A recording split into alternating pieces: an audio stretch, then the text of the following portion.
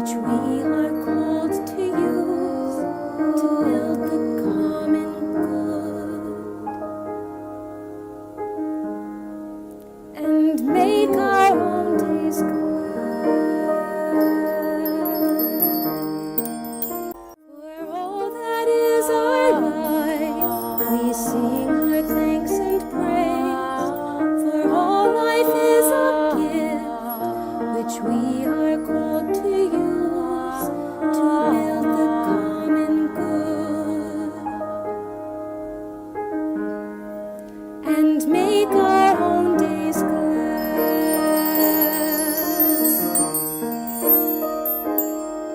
For needs which others serve, for services we give, for work and its rewards, for hours of rest and love, we come with praise and thanks.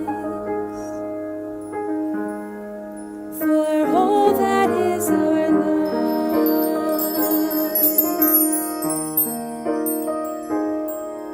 for sorrow we must bear, for failures, pain and loss, for each new thing we learn, for fearful hours that pass, we come with praise and thanks. For all that is our life,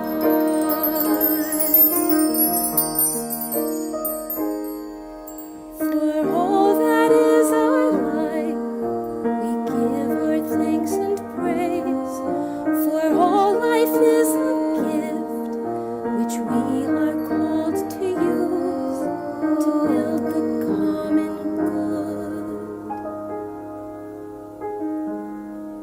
and make our own days good.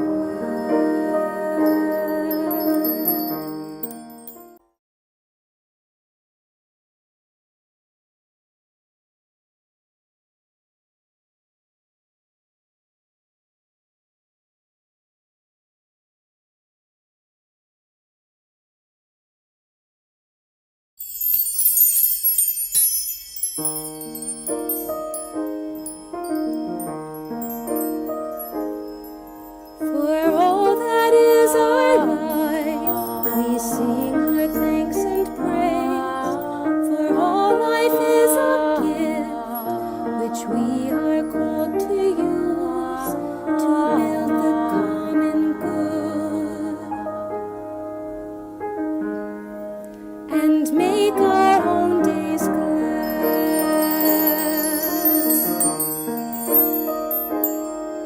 For needs which others serve, for services we give, for work and its rewards, for hours of rest and love, we come with praise and thanks. For all that is our life,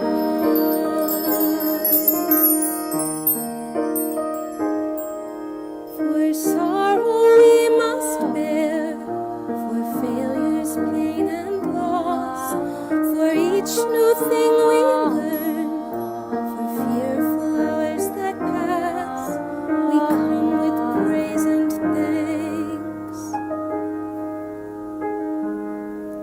For all that is our life,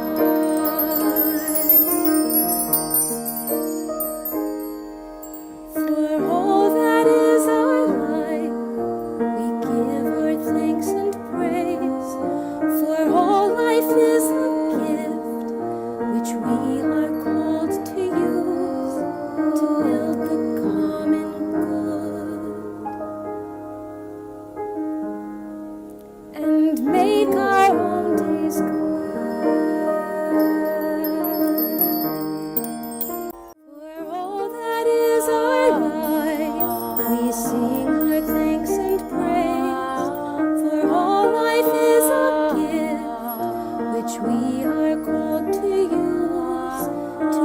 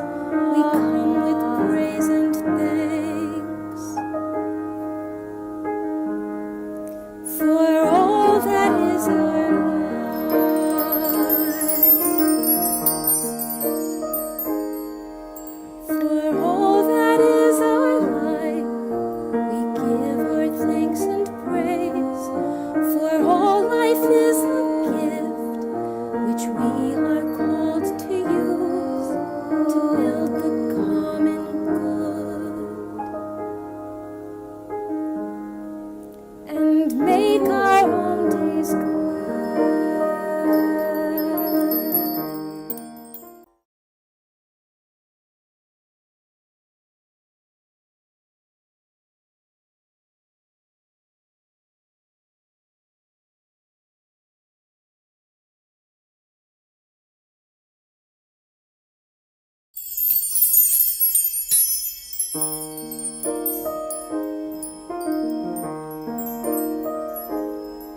For all that is our life, we sing our thanks and praise. For all life is a gift, which we are called to use to build the common good and make our own days glad.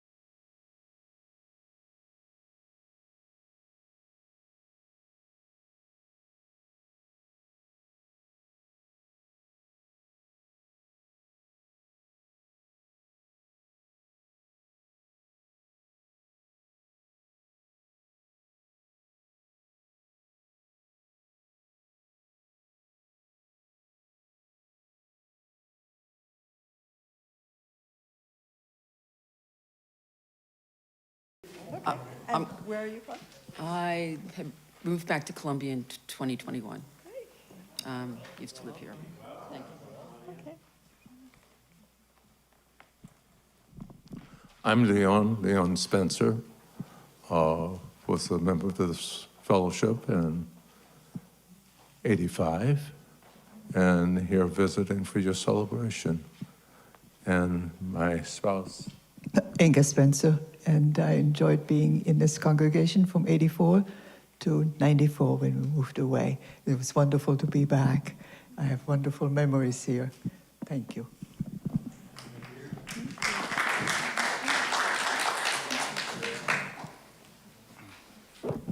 I'm Benji Watterson. I now live in Asheville, North Carolina, but I was born and raised in Columbia and raised coming here to this church from the age of 4 years old, and it's really nice to be back.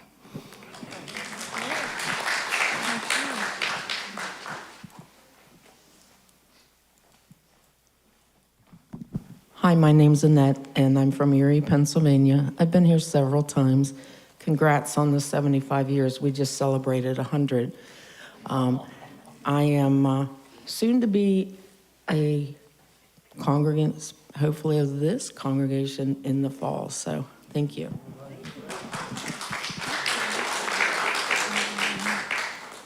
Okay. Anyone over there? Okay. Right. Well, okay. I think that's everybody. Thank you. Visitors, if you would like to learn more about the UUCC, visitors cards are in the pocket on the back of each chair. Please fill one out and place it in the collection plate so that we can email you about our upcoming events. Our board members and committee chairs welcome your questions and comments. Board members wear green name tags, and thank you for being here. Today's chalice lighter is Mary Martin. Mary Martin joined us in 2023. She participates in the congregation on the building and grounds and kitchen committees.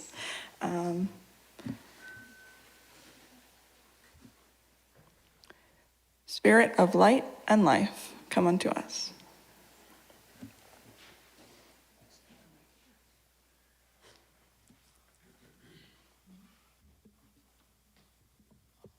I invite you to join in our opening hymn, number 17, Every Night and Every Morn. Please stand in body or spirit to join in singing.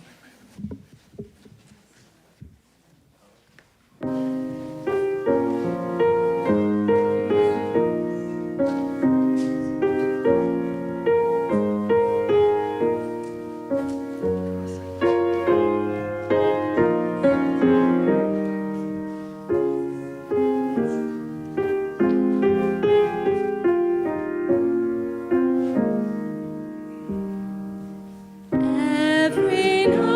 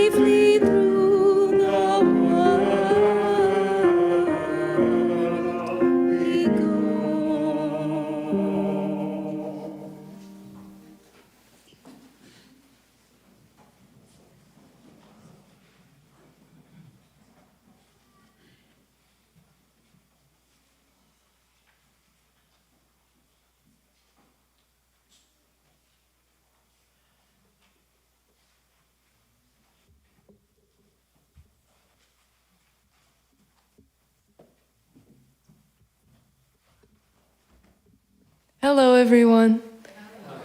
Today, our opening words are from Siddhartha Gautama, the Buddha. Do not believe in anything simply because you've heard it. Do not believe in anything simply because it is spoken and rumored by many. Do not believe in anything simply because it is found written in your religious books. Do not believe in anything merely on the authority of your teachers and elders. Do not believe in traditions because they have been handed down for many generations. But after the observation and analysis, when you find that anything agrees with reason and is conducive to the good and benefit of one and all, then accept it and live up to it. Thank you. I invite our children to join me down front for the story for all ages.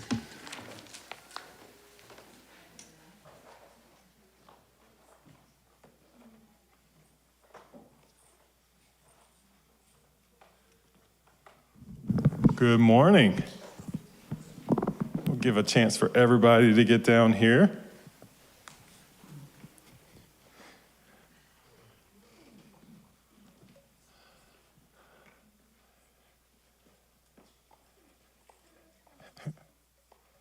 Hey, good morning. How are you all doing? Yeah, you're doing great? Good. Well, we have a picture on the front of our program this morning, and I wonder if you know who this is. Can you tell me? Anybody know?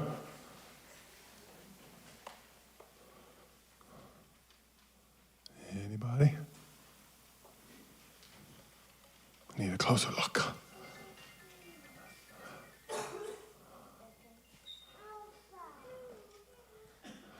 Someone said that was Kevin McKinney? Close. I'm kidding. This is a person that we just heard some words Elisa read, which is Siddhartha Gautama was his name, and he's known better as the Buddha. Have you heard of the Buddha before? That rang a bell, huh? And he's sitting under something. What is he sitting under? A tree. This is a very special tree called the Bodhi tree. It was a fig tree that he sat under, and he experienced enlightenment, basically. And what that means is that he found his own path to being peaceful and connected to everything around him, and basically became a teacher after that point. The thing I want us to remember about the Buddha today is a few things. One, tomorrow is his birthday. So we celebrate the Buddha's birthday tomorrow. He lived about 2,500 years ago. What is right? That was a long time ago, right? 2,500 years ago, he was here, and he lived in India. And as we are not exactly sure of the day of his birth, but tomorrow, May 5th, is the day that they celebrate his birth in Asia, Southeast Asia, East Asia, where they celebrate. Another thing I want us to remember is, if we look on the back of our program, we have this beautiful image. See that? See the chalice in the very center of all these things that are important to us? In so many ways, so many of these things were important to the Buddha as well. And one of those things that he taught was everybody should look for their own path, for understanding, for peace. Did you hear the words? I don't know if you heard the words if you were in here that Elisa just read. Don't trust all those things, just all those things that you hear, but look inward for what you need to understand about the world around you. And so that's something very powerful that we want to teach each and every one of you, is what you believe in here and how you understand things in here is just as important as what anything we would teach you out there. And so we want to teach you to trust yourself, as the Buddha taught us. So how about we get ready for tomorrow and we just give a big happy birthday to Buddha. Ready? Happy birthday, Buddha. All right. And thank you all for coming down.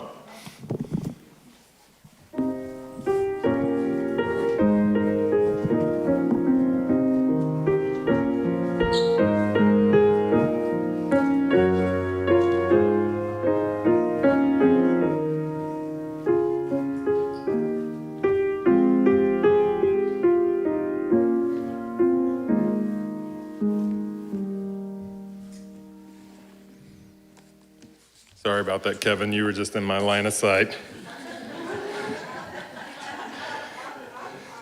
Buddha kind of in that picture had that hippie vibe going too, so really, good job. Kevin's like, I'm not sitting there anymore. At this point in our service, we set aside time for us. I love our hymn that we just said, that we are capable, we are actually created to hold both joy and woe at the same time. And that is exactly what we do every Sunday in this space. We are carrying a lot of heaviness, a lot of burdens that we are holding, and we share those as a community so that no one has to carry them alone. But we also are holding a lot of joys that are just as vulnerable to share in community. And so we create a time to light candles to share those joys and concerns. So if you have a candle this morning and retrieved one from the foyer, we invite you to come, briefly share that joy and concern, and then place your candle here.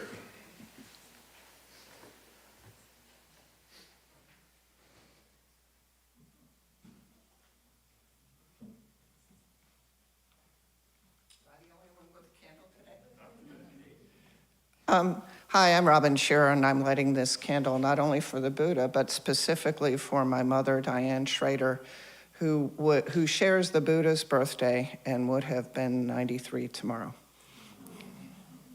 I gotta light it.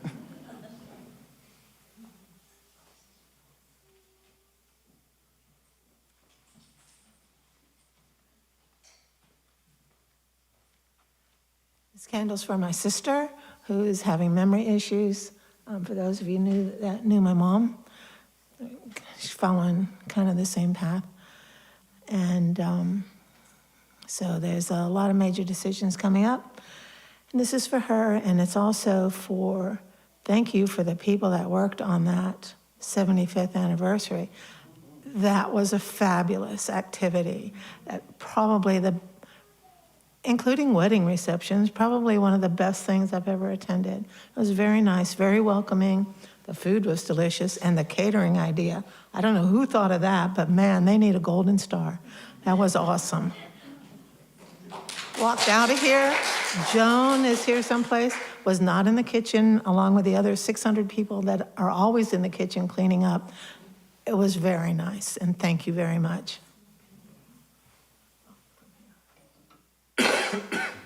Actually, I haven't done this so long, I forgot how to do it.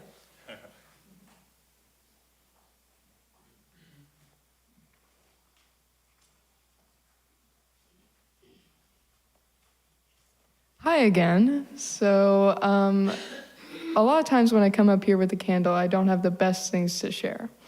But I want to start off by saying thank you to everyone who's reached out to me since I last came up here.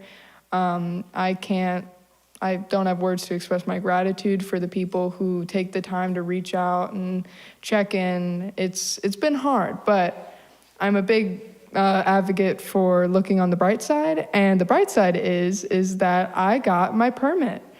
And it only took me 3 tries. So, yeah. And I only cried in the DMV twice. So, yeah, it was certainly an experience, and I am so happy, and yeah, I have a lot of respect for people who don't know how to park now, because neither do I.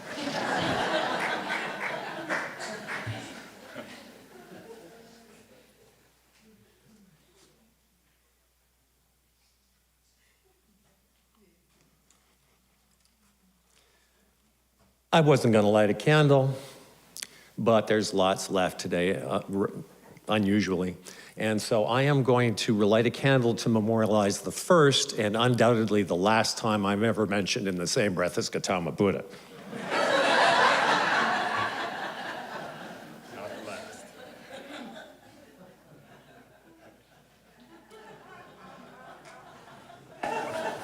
It won't be the last. I'll make sure of it. Not the last time today, even. I have been asked to light a candle to mark the anniversary of the birth of Horace Mann in 1796. He was widely known as the father of the American public school system, championed the cause of universal public education, believing it was crucial for democracy and social equality. Horace Mann advocated for free, non-sectarian education for all children, and his reforms, including the creation of teacher training schools and encouraging women to enter the teaching profession.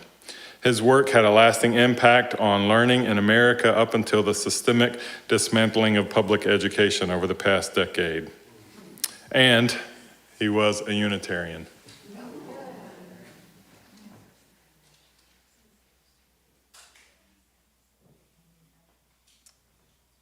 And this last candle that we place in our chalice is for those silent joys, silent concerns that we're holding this morning.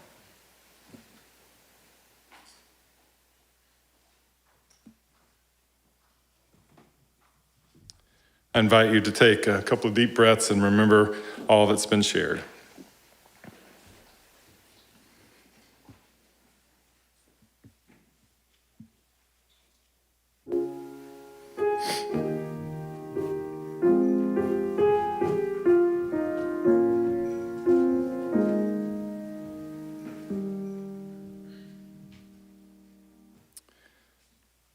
As we prepare for our offering this morning, it is my pleasure to share that our Share the Plate recipient for the month of May is Planned Parenthood.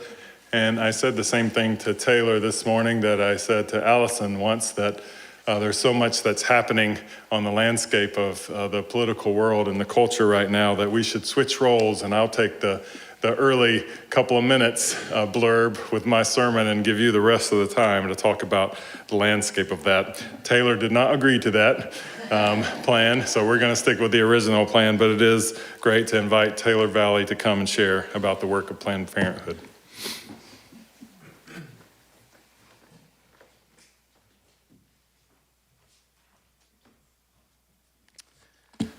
Thank you, Minister. And just for the record, I would have, but I only wrote one page today, so I don't think I could fill your shoes on one page. But good morning, everyone. My name is Taylor Valley, and I'm so proud to be the Director of Philanthropy for Planned Parenthood South Atlantic here in South Carolina. I was telling folks earlier, it's just a fancy title. I'm a fundraiser. That is essentially what I am. I was also thinking last night it was kind of funny, and I shared this with the minister when I came in, but my father stood behind a pulpit for many years in a very different setting than here. And I will say that this is my first time behind a pulpit, and I could not be more excited to be sharing this moment with a congregation like you, and I really appreciate your time. So, folks, I'm so grateful for this opportunity to be here in fellowship with you, because sometimes I feel like, when you're under attack, when the world's against you, community is the best medicine, right? And you have a beautiful community here, and I've shared with Nancy this morning, I've had the opportunity to work with congregations across the state, and what you all stand for is beautiful, and it is community, and I appreciate that. It's one that's built on compassion, on justice, and on care, and I think that's where we can relate. That's exactly what we're trying to build around the mission of Planned Parenthood as well. It's a community that strengthens, that heals, and that acts. It's the most important part, that acts. And you've been a part of that for years. Through this program, by sharing your plate with us, you've extended the love and the support of this congregation to our patients and our staff like me. And I want to tell you that that matters more than you know, just personally speaking. Because we are facing a deepening reproductive healthcare crisis in South Carolina. In just under 2 years since the fall of Roe, we've already heard countless stories of distress, bodily harm, persecution, and even death in some circumstances, all because patients had their care delayed or denied due to these bans that our lawmakers are making across the country. Now, I'm here to say if anti-abortion lawmakers are allowed to act unchecked, they will erase access to this care altogether with no exceptions. We see that right now. And that's why we're fighting in the courts. That's why we're organizing in our communities. And that's why we're here with you in fellowship, because this is not just about policy, it's about people. Take a story from this young woman named Taylor Shelton, who lives down by me in Charleston. She found out she was pregnant just 2 days after missing a period, but under South Carolina's abortion ban, she was already too late, 2 days, and she was too late. She was forced to drive over 20 hours in total out of state, not once, but twice, just to get the care that she needed. I think that's unacceptable. And that's exactly why your support helps us in this fight. So Taylor is now the lead plaintiff in our case that's before the state Supreme Court. Oral arguments were heard for that back in February. We are still waiting a decision in that. Her story is a powerful reminder that this fight is urgent and it is human. That we're not just protecting rights in abstract, this is real. We're protecting real people. So thank you again. Thank you for showing up with us. Thank you for standing with our patients, our provider, our mission, and me. And thank you for proving once again that in community we find strength and we build the future that we all deserve. So thank you so much for having me this morning, for all you do.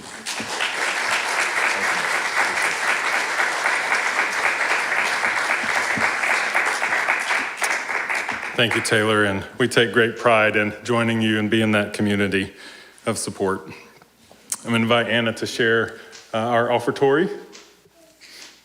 Our offertory musical selection is Take This Heart by Erica Luckett and Lisa Ferraro.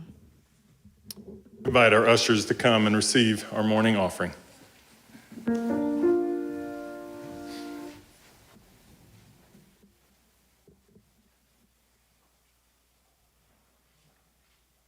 Take this heart, let it burn in the flame of the heart of the awakened one.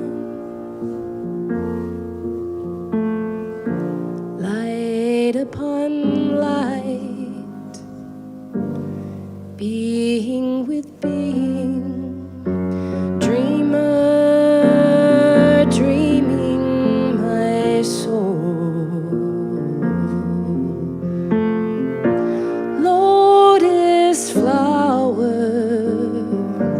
drop of honey, precious heart, liquid gold.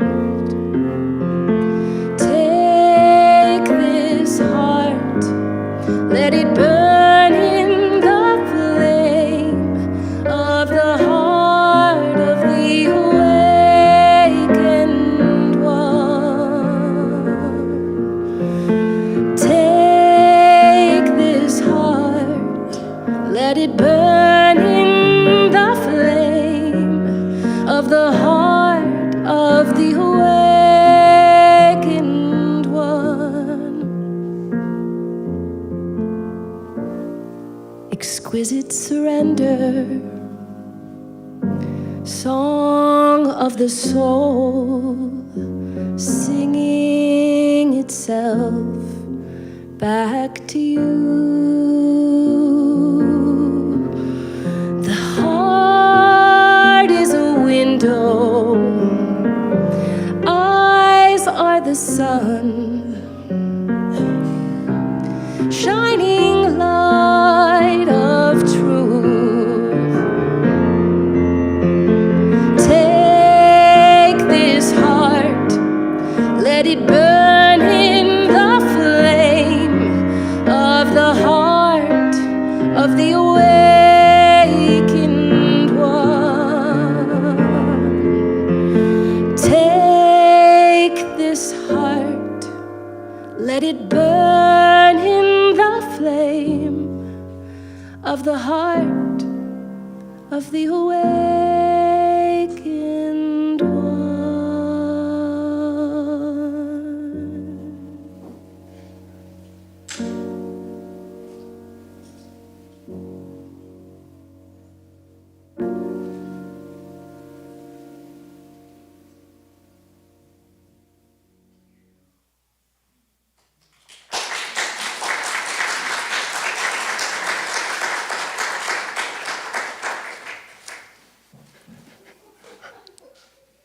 We receive our offering today, a symbol of our commitment to our good work.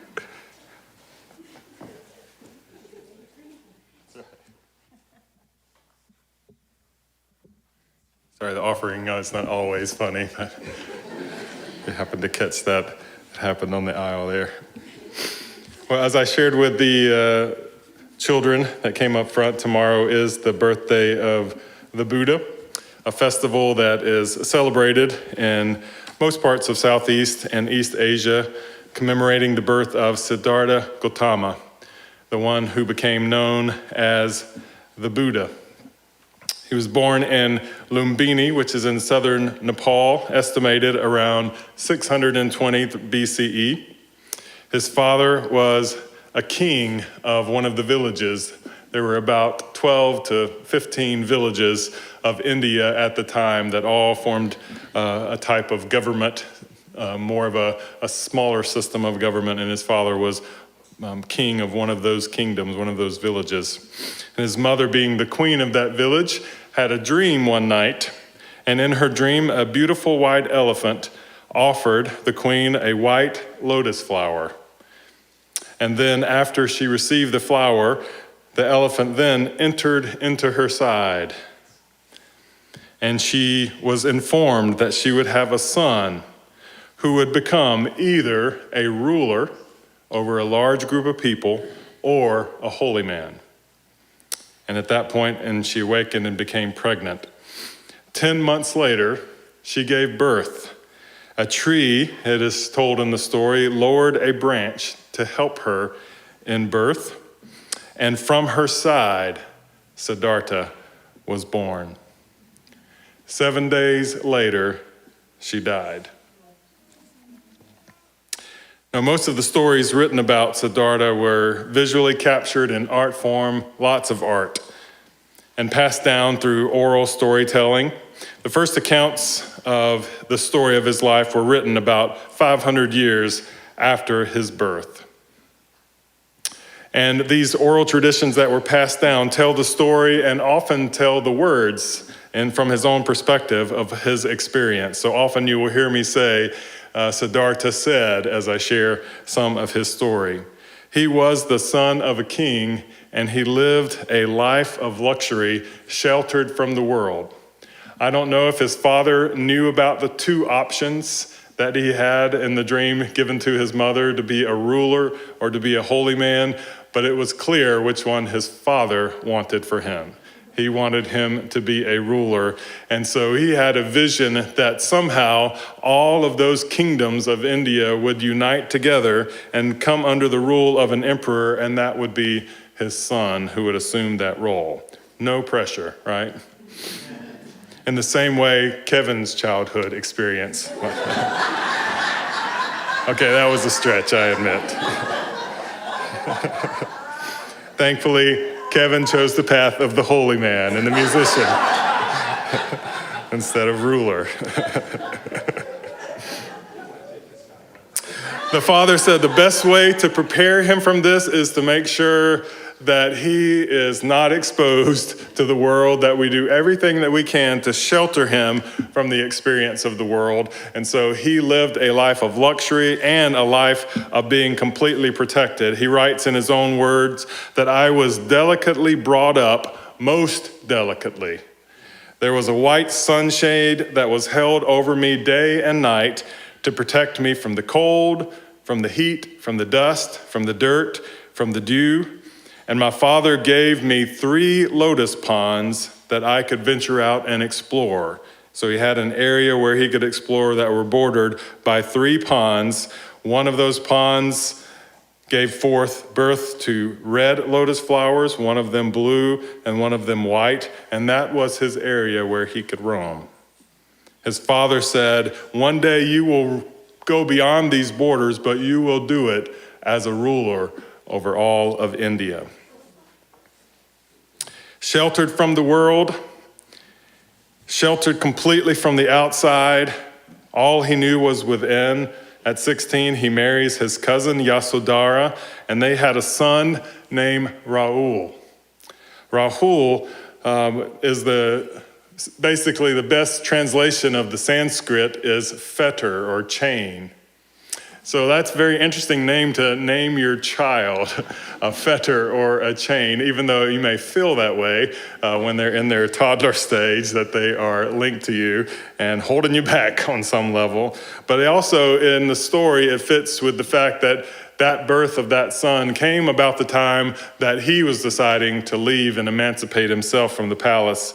And he knew, in what becomes one of the most painful parts of the story, he knew that that son and the love of his son and his wife, his love for them, would be the thing that kept him tied to the path that his dad had laid out for him. He knew that if he wasn't willing to lose that and say goodbye to that, he would never venture outside of that path. One day, the story says that he ventured outside the palace for the first time, and he had 4 sightings that have become known as the sightings of the Buddha. After living this life of luxury for 29 years, going outside, he sees an old man for the very first time. An old man. He hadn't been allowed to see anybody who had aged to the age of Kevin McKinney. That's the last time, I promise.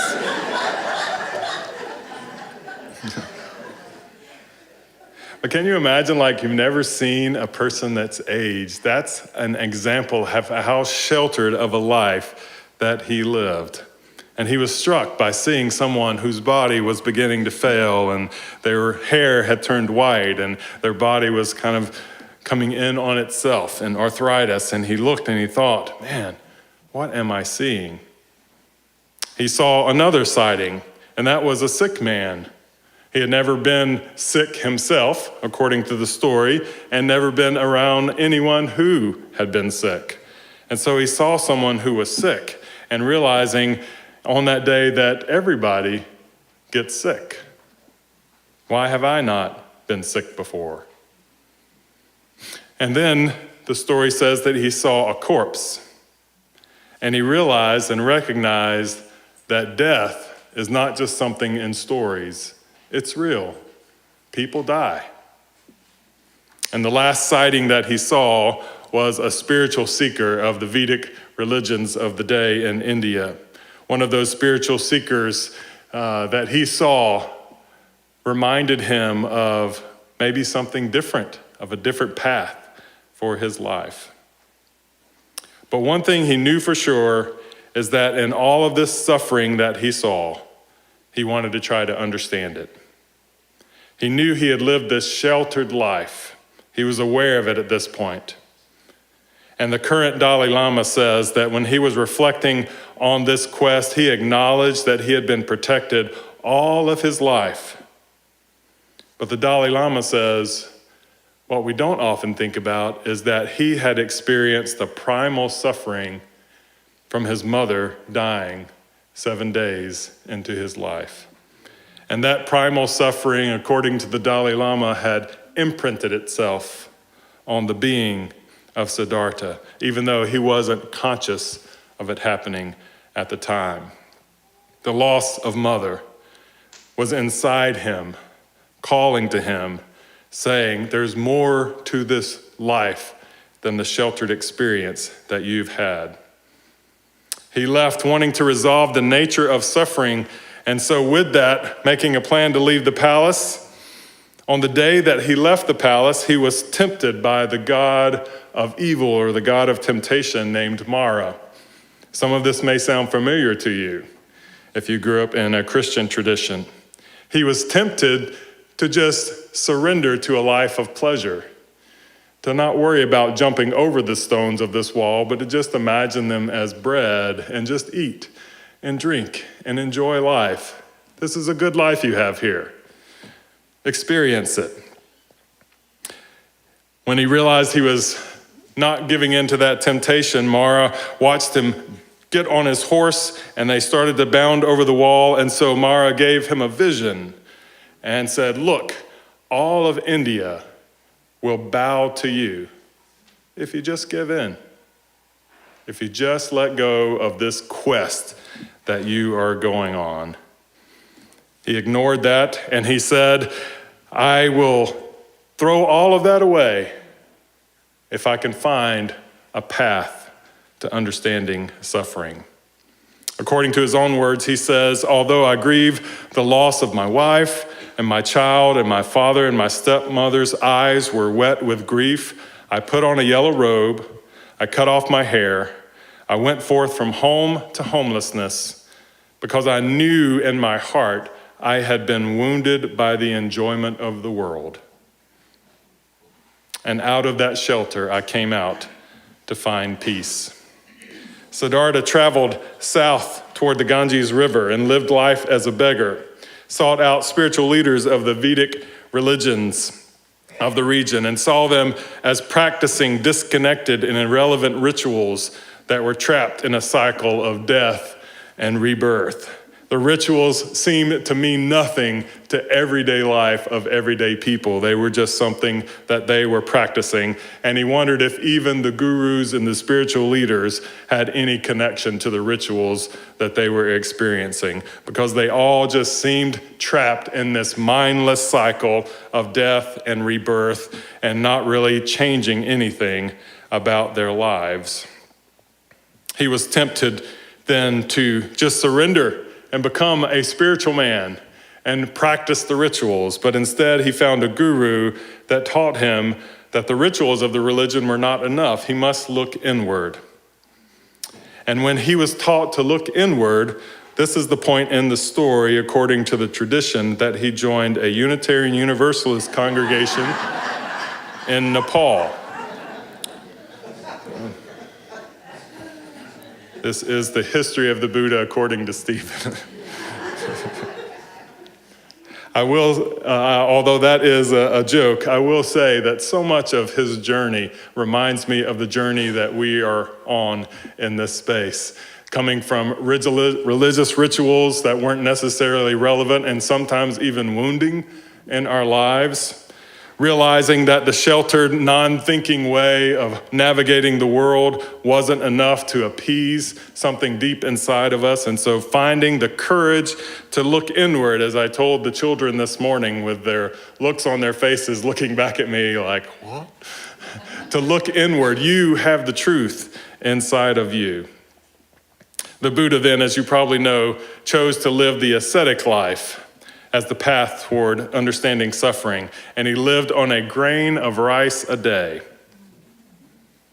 And after doing that for several months and living with a group of ascetics, he said that his body had slowly become emaciated, his limbs became like the segmented stems of bamboo, his spine stood out like a string of beads.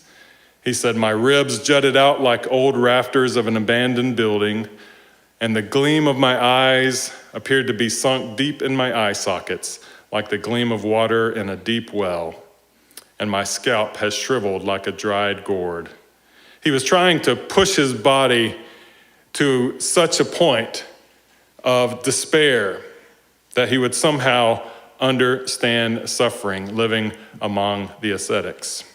And one day, in what he says was probably a delusional vision or dream, he remembered a day as a young boy.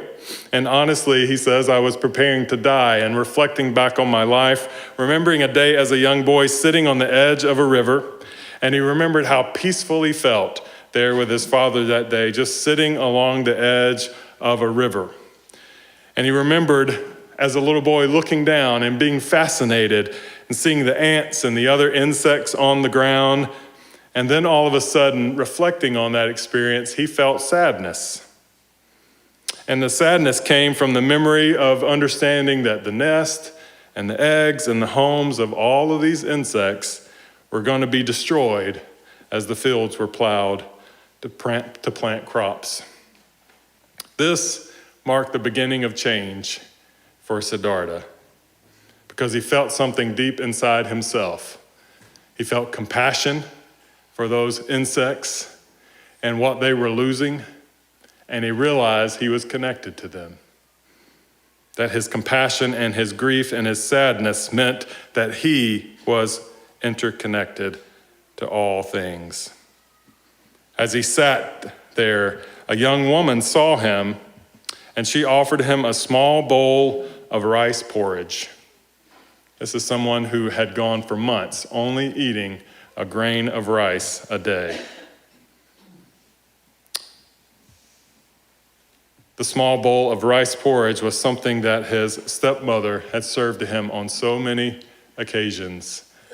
and it awakened something in him. And so he looked into the young girl's eyes, he accepted it, and he ate it. And he says that that moment of generosity, of receiving compassion from another person, was me deciding toward life. And he said, I also knew that this path that I'm on is not something completely I can do on my own. I am dependent on other people. And the grace that came from that young girl who just saw someone hungry and offered him food connected to his heart. And he realized that the problem of suffering had not disappeared. The starvation of the body was just a distraction. And so he abandoned the ascetic life and traveled to Bihar.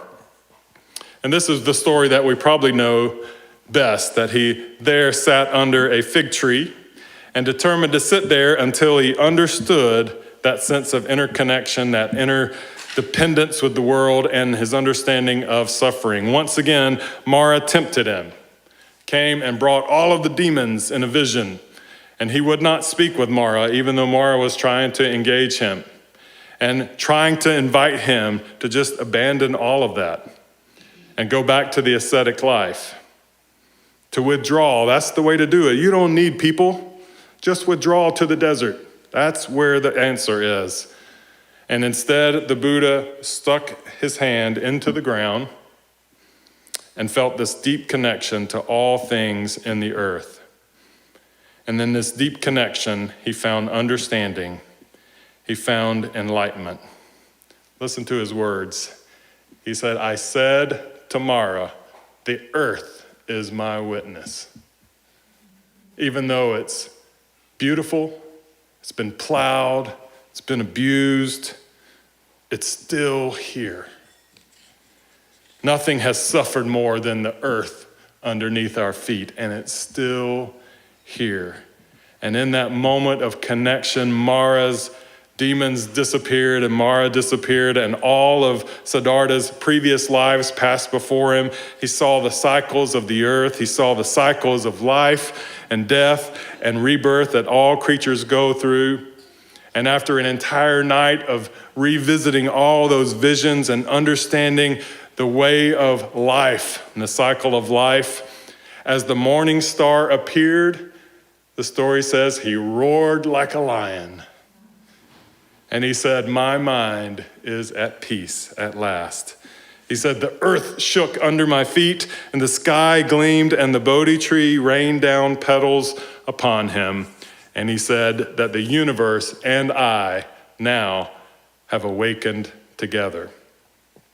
I don't know if you all that are visiting are considering joining the UUCC, but that is exactly what everyone says they experience when they join this community.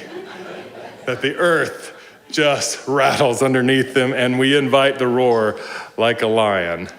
Surrendering to the reality, actually, the Dalai Lama says, the reality that had always been inside of him. Not looking for it externally, but finding it within in this 6-year process. He was encouraged to become a teacher, even though he didn't want to. And at age 35, he devoted the rest of his life to teaching. Teaching a path of the middle way. No, we don't give in to sensory indulgence and living the sheltered life, but we also don't live the ascetic life. We find balance. We find balance in all things, for he established the 4 noble truths that there is suffering, and our dissatisfaction with the world is usually what brings suffering to light for us. Because the second noble truth, our mind, is what causes us to feel that suffering. The third noble truth being that you can be free from a life of suffering. And the fourth truth being, if we learn how to manage the desires in our life, not get rid of them, just manage them and live a life of balance and understanding how we fit into the big cycle and circle of things, we can be free from suffering, and we can work to alleviate the suffering of others. To which he brought the eightfold path, which is basically 8 interventions of how you can help alleviate suffering in the world. The message that he always taught his followers was, I am not your light, I am not your authority, it's up to you to be your own light. I love the story of the Buddha. In celebrating his birthday tomorrow, hopefully we are reminded of a person that left the life of luxury and sheltered life to abandon all of that to just be awake, to not be drawn into sleep. It is a reminder for us that we have the same temptation, that we have lives that would easily draw us into sleep and comfort. We can get very comfortable in our lives, very comfortable with the way things are, and very comfortable with the rituals of our lives, even though we are a Unitarian Universalist group of people. I'm reminded in our current culture of the story of the frog that was thrown into a pot of boiling water and immediately jumped out. But as the frog was placed in a pot of water and the heat was slowly raised, hotter, hotter, hotter, to a point of boiling, then the frog met its demise. Sometimes our culture feels that way, that we are being thrown lots of absurd things that often seem to be distractions for this underlying heat that is raging and raging and raging and raging to a boil. We cannot be lulled to sleep. We cannot give in to comfort. We have to risk stepping outside of our personal metaphorical palaces, out of our comfort zones. We cannot allow ourselves to be complacent with life. We must seek out suffering and injustice in the world. We must be aware of it. We cannot close off stories to, like the young woman in Charleston that you shared, Taylor. We have to be aware of it. Even as painful as it is to live in that awareness every day, the other option is to be asleep and not pay attention to what is happening. A couple of Sundays ago, we had the flower communion, and Sharon Givens, who is our Green Committee chair, came up and shared such a joyful message for us, if you were here. Where is Sharon? Is she here? Sharon was a little anxious during flower communions because it's all so beautiful, all the beautiful flowers and celebration of the beauty and diversity. And Sharon turns to me and says, you know, what I've got to say is a little dark. Because we were also thinking about Earth Day that week, and Sharon told a story of all of the oil spills that had happened and really decimated the earth and the waters around us. This is exactly what we have to do all the time.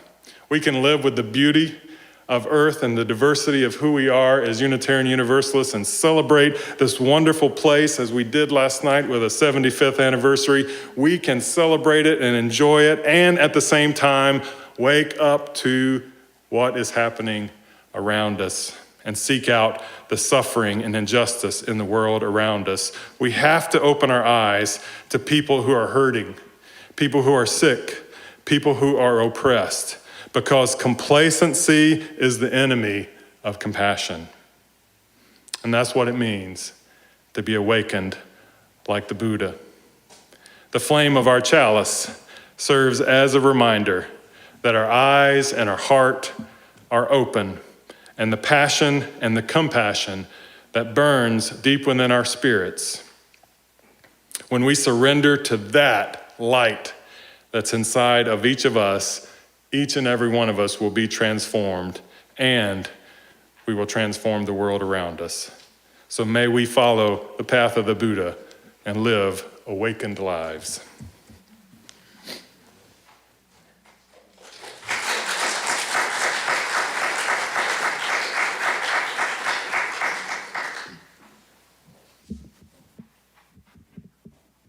We honor the words of the Buddha as we sing our closing hymn, Be Ye Lamps Unto Yourselves.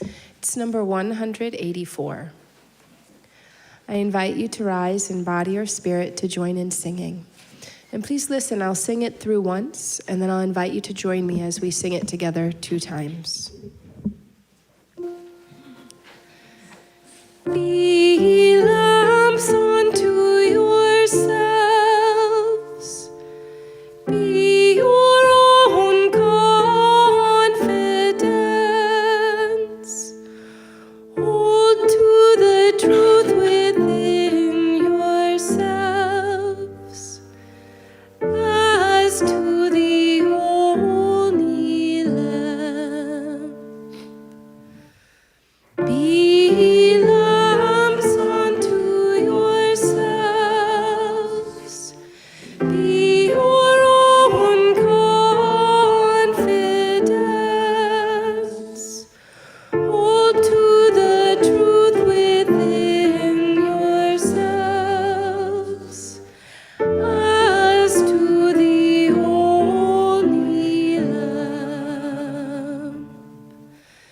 Be lambs unto yourselves. Be your own confidence. Hold to the truth within yourselves as to the only Lamb. Our closing words. It is said that soon after his enlightenment, the Buddha passed the man on the road who was struck by his extraordinary radiance and peacefulness of his presence. And the man stopped and asked, "My friend, what are you? Are you a celestial being or a god?" "No," said the Buddha. "Well, are you some sort of magician or a wizard?" Again, the Buddha answered, "No." "Well, are you a man then?"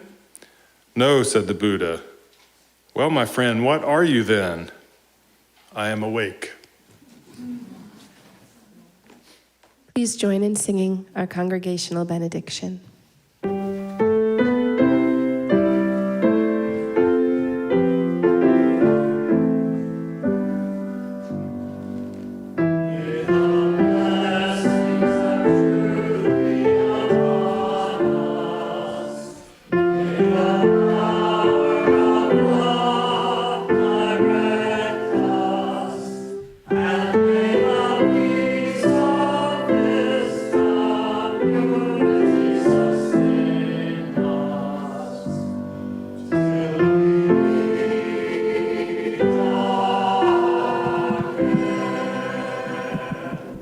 Normally we extinguish our chalice at this point, but I am going to invite our president, John Logue, up to speak. If you will be seated for just a second. Just a quick announcement from John wanted to share, and then Abigail will share any other announcements that we have. Thank you. This is a little talk about the meaning of the flame in our chalice. Since I was going to talk about this, I decided that I would look through other Unitarian Universalists to get an idea of what they thought the significance of the flame is. And it came up with 4 generalizations of what they thought. One is that the flame represents light and hope. Flame represents the light of truth, wisdom, and hope, and illuminates the path for individuals and communities. Another theme that came up was that this flame represents spirituality. It signifies the search for spiritual understanding and enlightenment, and serves as a reminder of the inner spark of divinity that is within each person. A third theme was that it represents unity in the communities that we're part of. The chalice itself is a symbol of Unitarian Universalist commitment to inclusivity and community. And the shared flame represents the collective spirit and connection of diverse beliefs. And the fourth theme was that it represents courage and action. The flame can also symbolize the courage to act on one's convictions and the passion for justice and compassion in the world. So overall, this flame is a powerful emblem of the core values of Unitarian Universalism. It emphasizes the importance of personal and communal growth as well as a pursuit for a loving and just world. What it made me think of is, since this is our flame here, is what does it take to keep this flame burning?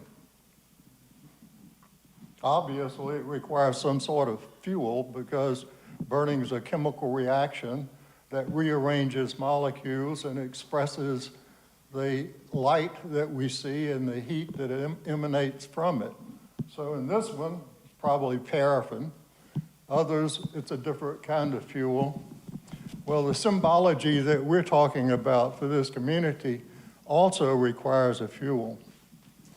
That fuel, if you examine yourself and those people who are sitting around you, is very laudably expressed by your activities within this organization. Large numbers of you are in committee or multiple committees. You're taking part in things like the celebration that we had the other night. So your energy and your enthusiasm fires that flame that we see. Well, unfortunately, another component of that fuel is your monetary support. Now, part of my background was in education, and for about 5 years, I was chair of a division of science, math, and engineering. We were, the division chairs, charged with coming up with a budget. And the budget grew very much like it does here. We had staff we had to pay. We also had from each individual needs and perhaps wants, things that they would like to do with the monies that were invested in us. So individuals put their wishes to the individual departments that they were in. The department came up with a budget, and ultimately all those departments would submit it into me to look at and to go over. Now, the fortunate thing for that kind of situation was the monies that were provided came from the state, from the federal government, from things like student enrollments. And so it was a known quantity. And all I had to do was look at these wishes and balance it against what we had available. There's a big difference here. The fuel and the flame is you and me. And what we have to do when we look at all of the needs that we're expressing is to balance that against what is going to be contributed. And what we need, and we are facing a balancing of this coming up this week. In fact, the Finance Committee will meet with the Executive Committee of the Board to look at the first rounds of it, and about on the 21st, we have to make final decisions. We, as of May the 2nd, had about 60% of the congregation turning in a pledge of what they were going to do. So we need some tangible things to balance that again. We do not have an income at this point. So what we're asking is that if you have forgotten this, and it was noted the other day that I lost mine and had to replace it, so it's not unforgivable that you do that. We're asking that you turn in what you can contribute. Now, the other thing that I would like to mention is that even though this is a plea, and we're faced with more and more of this, I get 20 a day almost over through emails and on the telephone, everyone's hurting. We're not asking that you do anything beyond your means. In fact, I don't think there's ever been in the record of this institution anyone who was denied membership when they couldn't contribute anything. There are ways around that. And the minimum is very, very small. We just need something concrete to balance this budget against. And one of the most heart-rendering parts of this position that I'm temporarily in would be having to cut things that we actually need within this church. The majority of which is a staff that is wonderful and underpaid and could make better money anywhere else they go. We have put a very small cost of living increase into the budget. I would hate to see things like that have to be trimmed. But in the end, we've got to balance a budget. So we're all depending on us to keep this flame burning. Thank you.